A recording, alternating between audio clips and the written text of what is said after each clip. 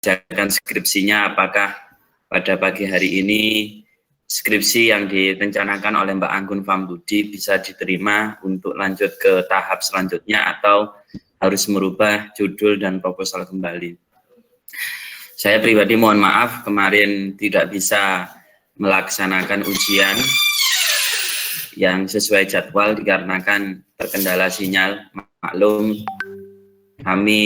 saya dekat kota tapi dekat Surabaya tapi ya masuk juga ke desa ya. Kalau listrik mati ya tidak bisa ngapa-ngapain ininya. Jadi ya tidak bisa hidup. Kemarin jam 4:30 terus 5:30 mati lagi sampai Isya kemarin itu. Oke, sambil untuk mempersingkat waktu, saya persilakan ke Mbak Anggun Fambudi untuk mempresentasikan proposalnya. Saya beri waktu sekitar 10 menit ya. 10 menit untuk presentasi proposalnya itu, ambil intinya saja.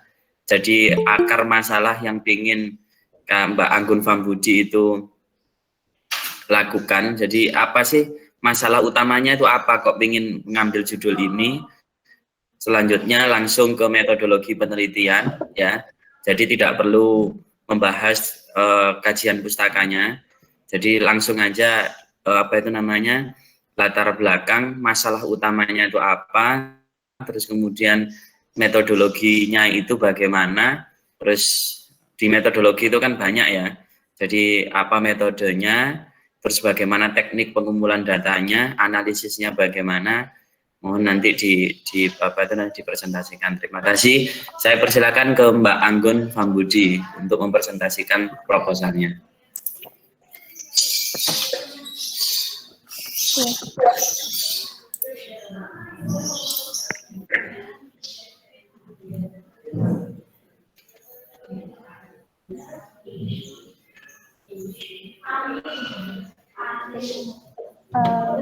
Assalamualaikum warahmatullahi wabarakatuh. Waalaikumsalam warahmatullahi wabarakatuh. Bapak dosen penguji dan dosen pembimbing saya.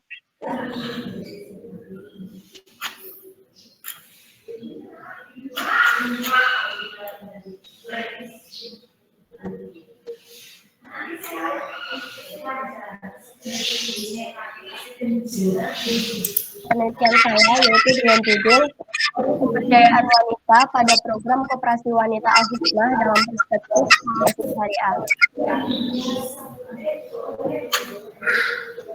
Nah, di sini latar belakang penelitian saya adalah Anggun, mana slide-nya Anggun? Muncul ya Bapak? Belum, saya belum. Belum muncul Pak. Oh ini Bapak.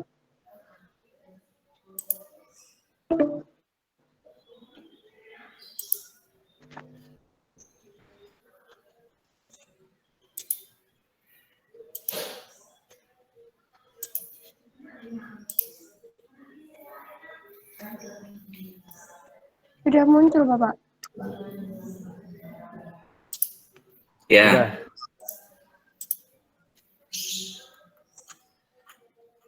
Saya kembali untuk judul penelitian saya adalah pemberdayaan wanita pada program Koperasi Wanita Al-Hikmah dalam perspektif Mahasiswa Syariah. Di sini latar belakangi penelitian saya adalah masalah kemiskinan yang selalu menjadi perhatian utama di negara Indonesia.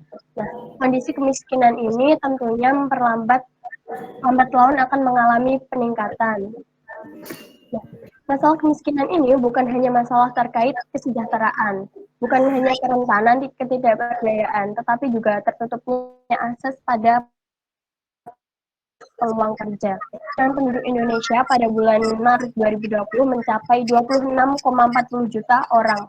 Nah, kemiskinan di Indonesia ini mengalami kenaikan yang signifikan karena adanya COVID-19. Kondisi kemiskinan ini lambat laun akan mengalami peningkatan jika tidak diimbangi dengan sesuatu yang solid dan bersifat penabungan. Salah satu cara yang dapat diambil yaitu program pemberdayaan. Nah, program pemberdayaan merupakan serangkaian kegiatan untuk memperkuat kekuasaan kelompok yang lemah masyarakat.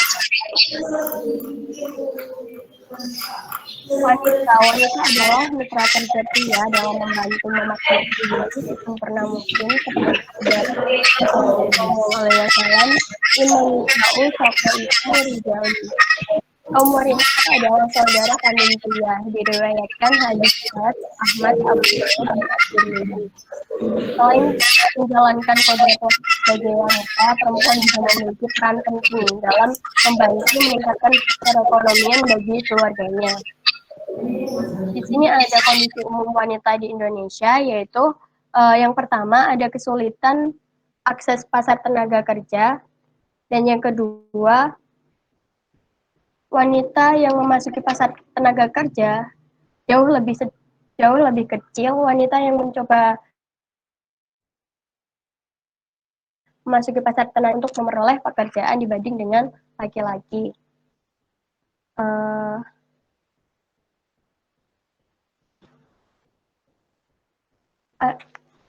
Suara saya masih kedengaran, Bapak, sampai sini?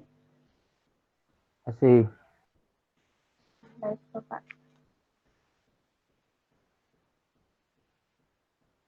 Saya lanjutkan lagi. Koperasi. Nah, di sini saya jelaskan dulu terkait program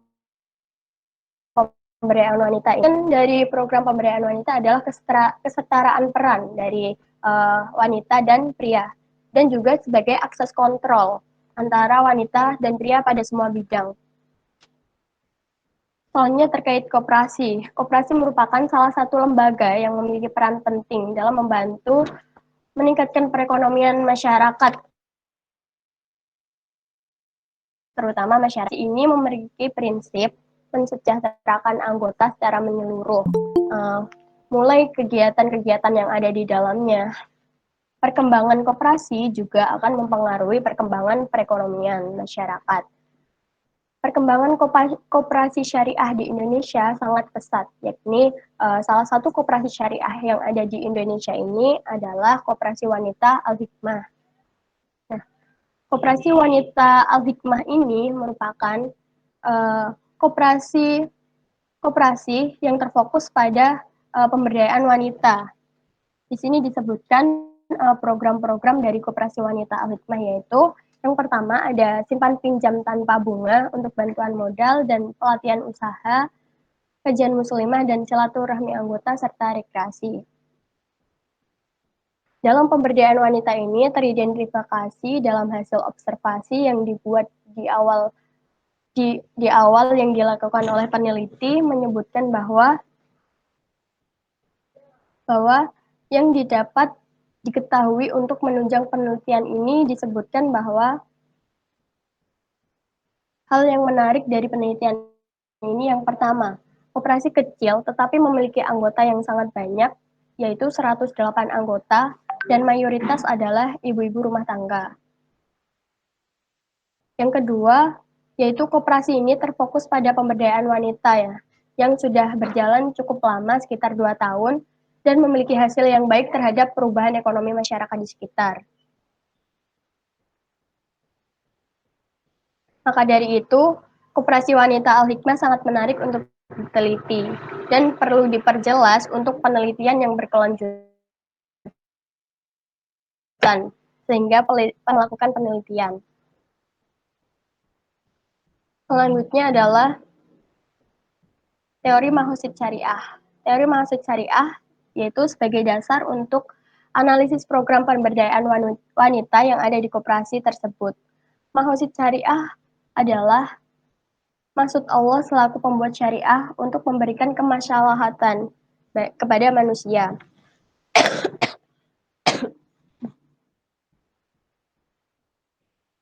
Di dalam Mahosid Syariah membahas tentang kesejahteraan masyarakat. Nah, di sini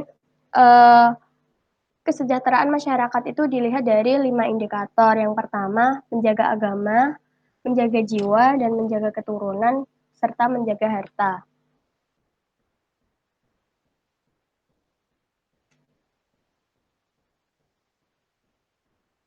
Seperti yang saya sebutkan tadi, pemberdayaan wanita teridentifikasi dari hasil observasi penelitian di awal. Peneliti menyebutkan dari hasil pemberdayaan wanita dan Mahosit Syariah dan dianalisis menggunakan teori Mahosit Syariah yang ada di koperasi wanita tersebut dan menghasilkan dua rumusan masalah. Yang pertama, bagaimana program wanita di Koperasi Wanita Al-Hikmah. Yang kedua, bagaimana model pemberdayaan wanita di Koperasi Wanita Al-Hikmah dalam perspektif Mahosit Syariah. Untuk kajian pustaka, seperti yang disarankan tadi, dilanjutkan saja. Untuk kerangka teoritik, yang pertama ada pemberdayaan dengan disebutkan di dalamnya ada tujuan pemberdayaan, indikator pemberdayaan, dan pemberdayaan koperasi.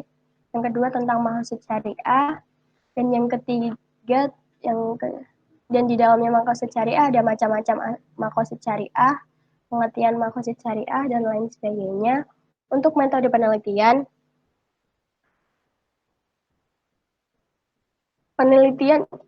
peneliti mengambil pendekatan dan jenis penelitian kualitatif dan jenis pendekatan kualitatif dan jenis penelitian deskriptif. Dalam penelitian ini, peneliti ingin menggambarkan dan mendeskripsikan tentang fenomena pemberdayaan masyarakat, terutama pemberdayaan wanita yang ada di koperasi tersebut. Dituangkan dalam bentuk sebuah model yang diidentifikasi dengan selanjutnya dianalisa menggunakan teori makosid syariah, sehingga rumusan masalah yang ada di bab 1 akan terjawab dengan metode penelitian ini. Itu metode penelitian pendekatan kualitatif dengan jenis penelitian deskriptif. Lokasi dan waktu. Lokasinya Koperasi Wanita Al-Hikmah, Desa Derajat, Kecamatan Baureno, Kabupaten Bojonegoro. Dikarenakan dekat dengan lokasi peneliti sehingga mempermudah untuk melakukan penelitian.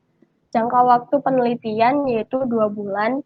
Subjek dari penelitian ini adalah masyarakat Desa Derajat dan objek adalah Koperasi Wanita Al-Hikmah.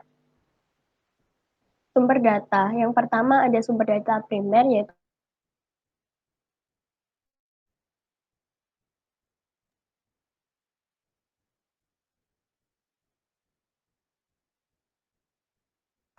Gun, putus Gun. Pripun Bapak, putus suaranya Bapak. Oke, Halo? bisa lagi, yuk. Sudah bisa Bapak? Ya. Saya lanjutkan lagi. Untuk sumber data.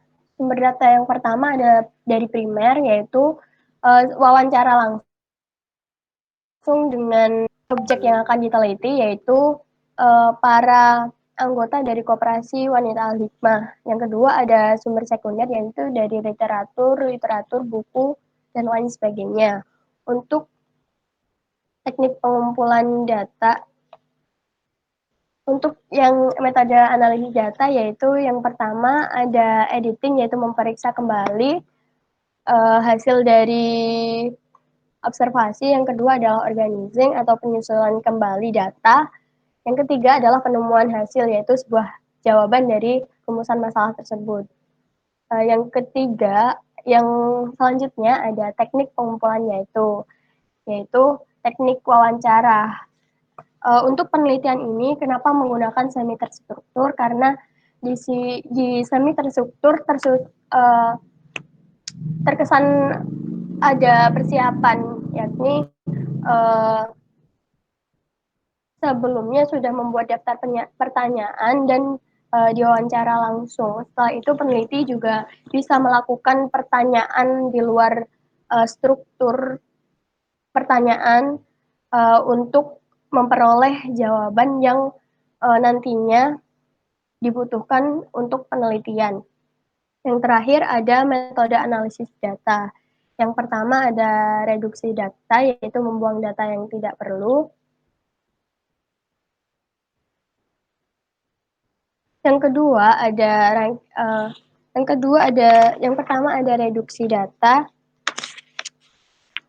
Yang kedua ada penyajian data, yaitu sebuah rangkaian informasi. Yang ketiga ada kesimpulan dan verifikasi.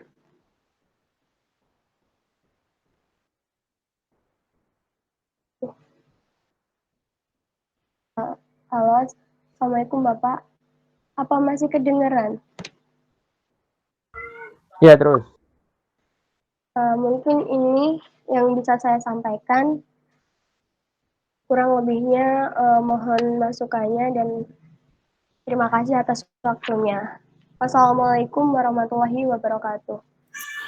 Waalaikumsalam warahmatullahi wabarakatuh. Waalaikumsalam Monggo Pak warahmatullahi Diskusi wabarakatuh. untuk dieksekusi. Baik, terima kasih Pak Dikri ya. Eh, saudari Anggun ya. Kemarin sudah saya baca proposalnya saudari Anggun itu. Nah, ada beberapa hal yang kemudian saya perlu klarifikasi dan ingin tahu apakah Anggun kemudian itu paham atau tidak dengan proposalnya itu.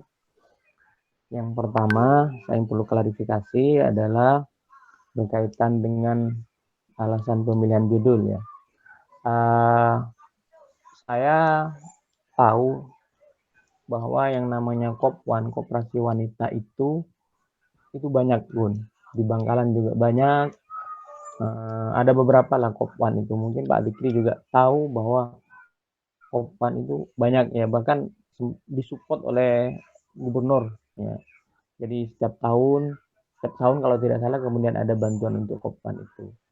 Nah, di alasannya Anggun memilih Kopwan Nurul Hikmah itu kan satu, yang pertama adalah ini Kopwan kecil tapi anggotanya banyak, ya kan? Terus apalagi itu yang kedua itu. Namun menurut saya itu adalah bukan alasan yang ilmiah untuk kemudian melakukan penelitian ya. Apa kaitannya dengan alasan yang ini koperasi kecil tapi anggotanya banyak? Ya kan biasa-biasa saja. Ya. Bukan berdasarkan prestasi. Prestasi dalam artian ini koperasi kecil tapi sudah bisa memberdayakan ribuan atau bahkan ibu-ibu misalkan begitu. Tapi kalau cuma anggotanya banyak ya kan biasa-biasa saja. Ya banyak kan mungkin karena orang mau pinjem, ibu-ibu mau pinjem dan seterusnya kan gitu tuh Gun. Ya, coba silakan Gun. Ya. Dijawab dulu. Terima kasih Bapak atas pertanyaannya. Ini Bapak, sebenarnya yang pertama alasan saya mengambil judul ini karena yang pertama saya tertarik, ini masyarakatnya banyak ya yang mengikuti dan anggotanya banyak. Selain itu ada lagi Bapak yang mempertimbangkan kenapa saya mengambil judul ini karena yang kedua adalah di koperasi ini hasil dari koperasi tersebut itu mampu membangun UMKM, meningkatkan UMKM yang ada di desa. Jadi para ibu-ibu prakerja itu yang nantinya dibimbing, dikasih pelatihan, didampingi untuk kegiatan-kegiatan ekonomi sehingga mereka itu jadi seperti tujuannya sendiri yaitu menjadi berdaya dan menjadi sebuah terobosan baru bagi desa saya sendiri Bapak, karena kebanyakan kan ibu-ibu rumah tangga dan untuk perekonomian juga alhamdulillah mengalami peningkatan yang cukup pesat, terutama di daerah sekitar koperasi, mulai banyak membangun UMKM kecil Bapak. Coba bisa kasih contoh UMKM kayak apa yang dimaksud Anggun itu? Nah, di dalam koperasi tersebut kan ada seumpama Bapak pelatihan usaha, ada juga kajian wanita muslimah. Nah, di dalamnya itu nanti dikasih simpan pinjam tanpa bunga. Nah, habis itu ibu-ibu mulailah Bapak dari hasil simpan pinjam tersebut mulai membuat usaha-usaha, mulai dari toko kue, ada juga jamu,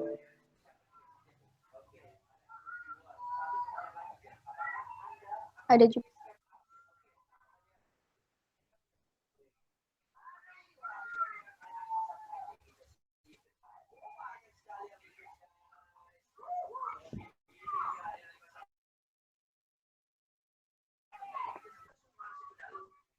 Gun?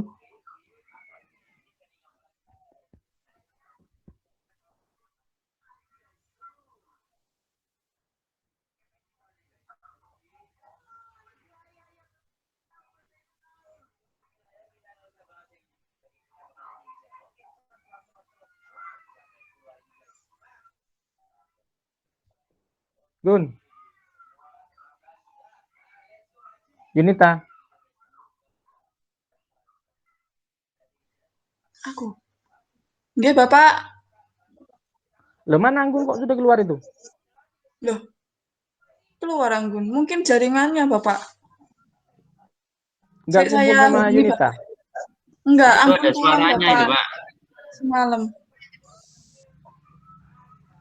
Oh iya. Di saya kok nggak ada, Pak. Iya, Anggun nggak ada, Pak. Bentar, Pak, saya hubungi.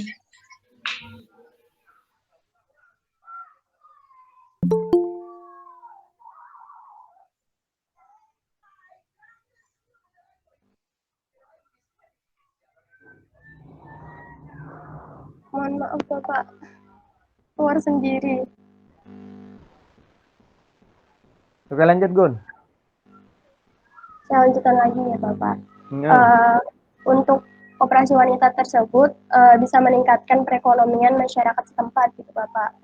Khususnya para ibu-ibu rumah tangga, mulai membangun UMKM seperti toko roti, toko snack mulai dipasarkan sudah luas, terus sudah toko-toko jamu, dan itu pun mereka mulai belajarnya tuh dari situ, dari koperasi tersebut. Jadi bukan hanya simpan pinjam, tapi juga melakukan edukasi, melakukan pendampingan bagi ibu-ibu wanita prakerja yang sebelumnya mereka aktivitasnya hanya di rumah saja gitu Bapak,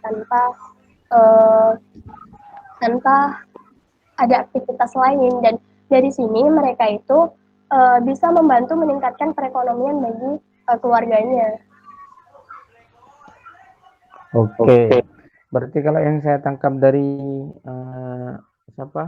Anggun ini kan masyarakat atau ibu-ibu itu kan hanya jualan ya, bukan memproduksi ya Yun ya.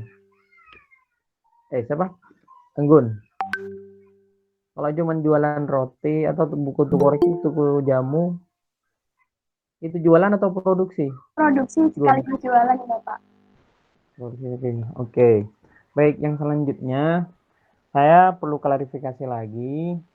Ini berkaitan dengan yang mau diteliti Anggun itu apanya? Pemberdayaan wanita di koperasi wanita tersebut seperti apa Bapak? Saya garis bawahi ya, pemberdayaan wanita di koperasi tersebut ya. Berarti proses dari koperasi ke ibu-ibu. Iya. Ya kan? Bagaimana ke ibu-ibu ya? Iya Bapak. Benar Gun? Begitu Gun? Benar Bapak. Benar, oke. Tetapi kemudian yang saya lihat itu di dalam kenapa kok di dalam perspektif makosid syariah? Karena ini kan sebentar ya. Ini kan ada proses pemberdayaan dari koperasi ke ibu-ibu. Ya kan? Bagaimana kemudian koperasi itu memberdayakan ibu-ibu. Tetapi kemudian yang jadikan teori atau kemudian view oleh Anggun itu adalah makosid syariah. Makosid syariah tadi sudah ditulis, salah satunya misalkan hifdzul mal, misalkan begitu. Gimana Gun? Bisa saya jawab Bapak? Ya. Nah, kenapa di sini teorinya disandingkan dengan teori makosid syariah? Karena dari tujuan koperasi awal yaitu terkait koperasi syariah. Tujuan dari ini dijadikannya koperasi syariah, tapi dengan namanya hanya koperasi wanita hikmah, tapi di dalamnya itu mencangkup kajian muslimah dan lain sebagainya Bapak, ada pengajian khusus wanita, terus juga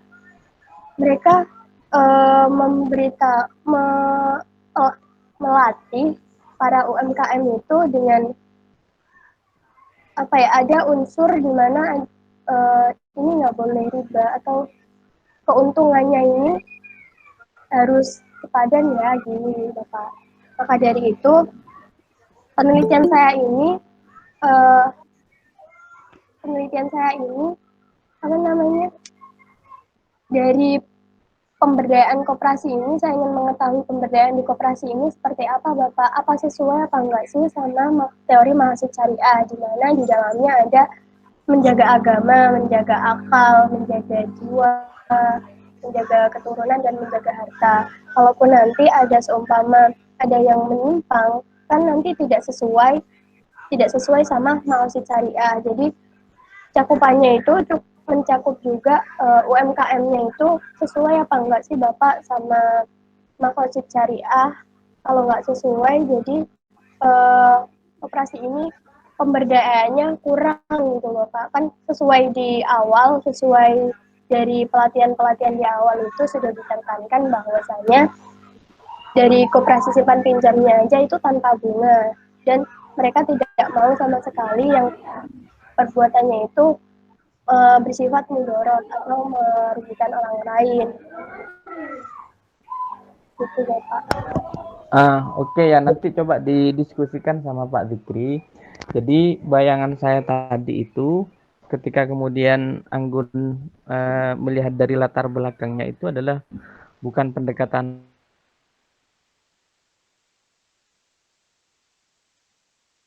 makosid syariah tuh. Nah, tetapi kalau makosid syariah itu kan lebih kepada persoalan personal. Anggun, ibu-ibu itu sudah berdaya nih, ya kan, dalam proses pemberdayaan. Jadi yang dilihat adalah bukan proses pemberdayaan, oke, proses pemberdayaan, tapi kemudian impact-nya. Kalau ibu itu sudah berpendapatan lebih banyak, bagaimana dengan dipandang dari segi hifdzul mal misalkan. Kalau dia sudah kaya dari hifdzuddin, bagaimana? Jangan-jangan lalai terhadap sholatnya dan seterusnya. Ya. Hifdzuddin, hifdzun nafas misalkan, itu kan persoalan pribadi. Gitu ya. Jadi ya coba nanti didiskusikan ya sama Pak Zikri. Ya, apakah kemudian seperti yang saya sampaikan tadi itu, gitu Yun. Anggun. Baik. Yang selanjutnya, bentar ya. Yang selanjutnya adalah berkaitan dengan di teori ya. Ya, di teori. Ini kenapa kemudian saya tanya di teori? Ini kan berkaitan dengan nanti penggalian data Anggun nih. Ya, saya masih belum mendapatkan berkaitan dengan indikator-indikator atau kemudian poin-poin penting kemudian itu orang berdaya. Pemberdayaan ya. Pemberdayaan itu meliputi apa saja? Artian yang sebelumnya nggak mampu jalan mungkin bisa jalan, atau kemudian yang sebelumnya kemudian dibimbing kemudian sudah tidak perlu dibimbing lagi. Ya dalam hal ini tentu kemudian konteks usaha ya, konteks bisnis sesuai dengan yang ada di Anggun. Ya mungkin nanti sekali lagi bisa dibicarakan dengan Pak Zikri. Yang ketiga saya masuk langsung medpen karena ini banyak hari ini. Di medpen itu saya ingin tahu Anggun itu paham apa enggak terkait dengan ini. Datanya Anggun apa saja tadi?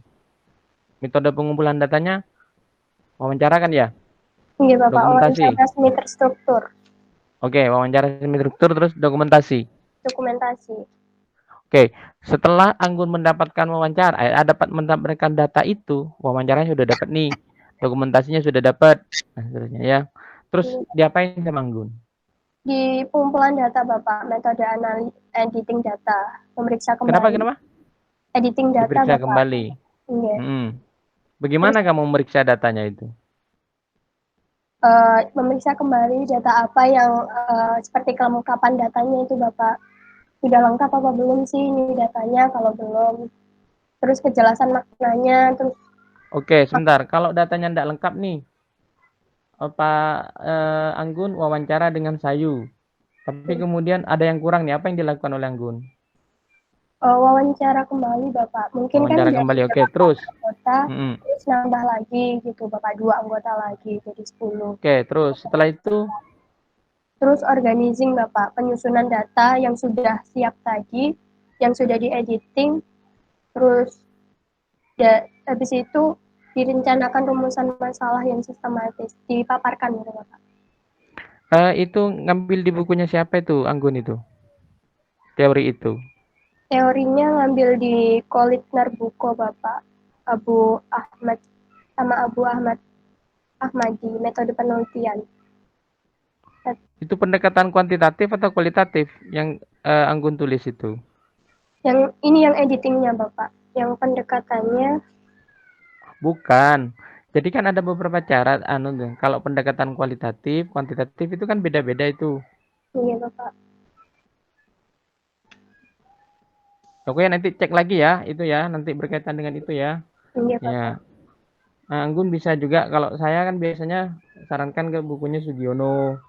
Itu yang kan umum dan kemudian lazim dan mudah ya untuk dipahami itu. Oke, setelah itu Gun, apa Gun? Habis Kalau tidak salah Gun melakukan iya reduksi tadi. Bapak, ada reduksi data dan teknik Gimana reduksi itu? yang reduksi data habis ditemukan hasil tersebut itu kan dari mentahannya ya Bapak. Terus kita olah, bukan olah sih Bapak, kita menggolongkan yang mana yang perlu, yang mana yang tidak perlu, kata yang diambil gitu Bapak. Itu berkaitan dengan apa itu misalkan? Ini yang saya agak masuk ke tadi ke teorinya ya. Nah, Nih, untuk pemberdayaan kan di sini apa pemberdayaan ini sesuai nggak sih sama disandingkan dengan antar kenyataan sama teori, disandingkan sesuai nggak sih sama maksud syariah. Terus seumpama ada yang salah satu ya Bapak yang menyimpang gitu, sesuai nggak sih sama maksud syariah. Kalau sudah menyimpang kan sudah, yang pertama sudah tidak menjaga agama, terus yang kedua tidak menjaga akal, terus yang ketiga itu hartanya kan ada yang